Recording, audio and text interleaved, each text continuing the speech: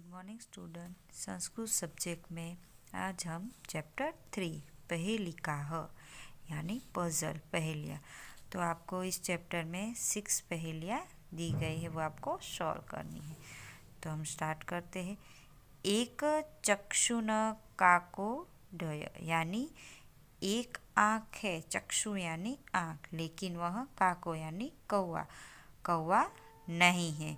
Bill मिच्छन पनग, bill यानी सांप का जो घर, बिल, उसे बिल कहते हैं। और पनग यानी सांप, स्नेक।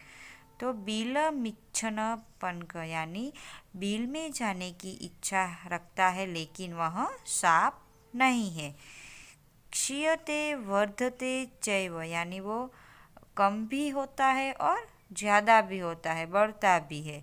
न समुद्र न चंद्रमा, तो फिर भी वो न समुद्र है न चंद्रमा है, तो वो कौन है? कौन है आप सोचो? वो है सुई। वो कैसे हुआ सुई? क्योंकि सुई में एक छेद होता है और जैसे ही हम कपड़े सिलते हैं तो वो अंदर जाती है, तो यानी कम होती है, और बाहर निकलती है तो ज़्यादा होती है। तो इसका आंसर आएगा सुई। सेकेंड, चतुर्मुखो न च ब्रह्मा, यानी चतुर्मुखो या मुखो यानी मुख, चतुर यानी चार, ब्रह्मा यानी यहाँ जो भगवान है ब्रह्मा जी, उसका नाम दिया गया है कि उसके 4 मुँह हैं, लेकिन वह ब्रह्मा नहीं है।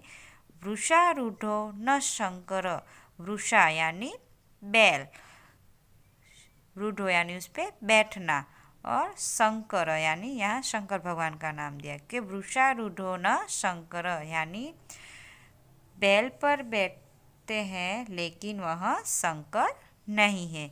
निर्जीव च निराहार, निर्जीव यानी जिसमें जीवन नहीं है, कि वह निर्जीव है और आहार नहीं करते हैं, निराहार, आहार नहीं करते हैं। अजस धान्य भक्षणम, अजस यानी निरंतर, लगातार, धान्य यानी अनाज, भक्षणम यानी खाना, तो अजस धान्य भक्षणम, फिर भी वो क्या करते हैं कि निरंतर अनाज खाते हैं या खाता है, तो वो क्या है? तो वो है हल। आप देखते हो कि हल है वो हमें खेत में दिखने मिलता है, और वो बैलों के पीछे जोड़ा जाता है ना, और हल का आकार भी कैसा होता है? 4 मुख जैसे होता है, और वो धान जैसे हम उसमें हम धान डालते हैं तो ऐसा लगता है जैसे धान खा रहा है, तो इसका आंसर होगा हल।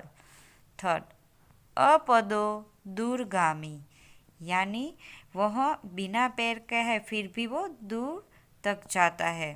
अपदो यानी उसके पैर नहीं है। च साक्षरो न च पंडित, लेकिन वो साक्षर है और वो पंडित नहीं है। अमुखः स्फुट वक्ता, यानी वह अवाक होने के बावजूद भी स्पष्ट वक्ता है। च यो जानाति स पंडित, यानी उसे जो जानता है वह पंडित है, तो इसका आंसर क्या हुआ? तो इसका आंसर है लिखा हुआ पत्र। आप सोच रहे होंगे कि इसका आंसर ऐसा क्यों है?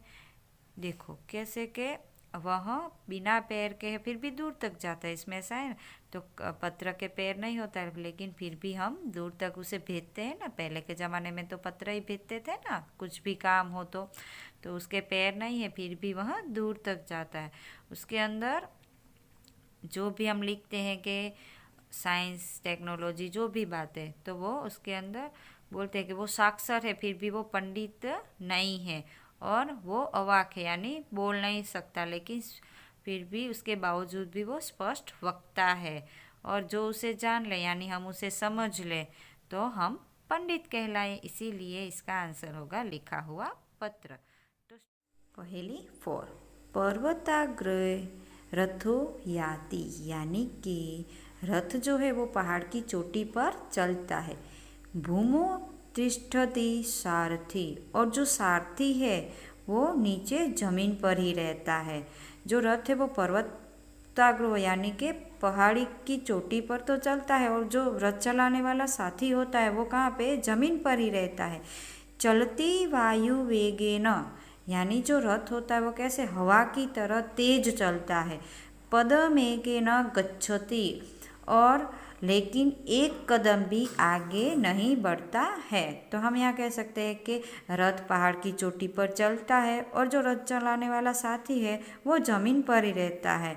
वह हवा की तरह तेज चलता है लेकिन एक कदम भी आगे नहीं बढ़ता है। तो इसका आंसर क्या होगा? जो कुम्हार का चक्कड़ा होता है ना, वो क्या होता है? एक ही जगह होता है, और उसका जो सारथी होता है, जो चलाने वाला यानी कुम्हार, वो ज़मीन पर रहता है और वो तेज चलता है हवा की तरह, और एक अपनी जगह पे ही चलता है, एक कदम भी आगे नहीं बढ़ता, यानी कुम्हार का चक्कड़ा।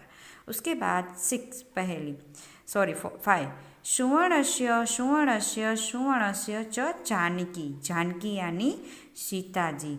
तो यहाँ पे क्या कहते थे? यहाँ पे हनुमान जी सीता जी से कहते हैं कि उच्च कुल की सुंदर वर्ण वाली जनक नंदिनी सीता जो श्रेष्ठ परिवार से है। किसे कहते हैं? जानकी सीता जी को।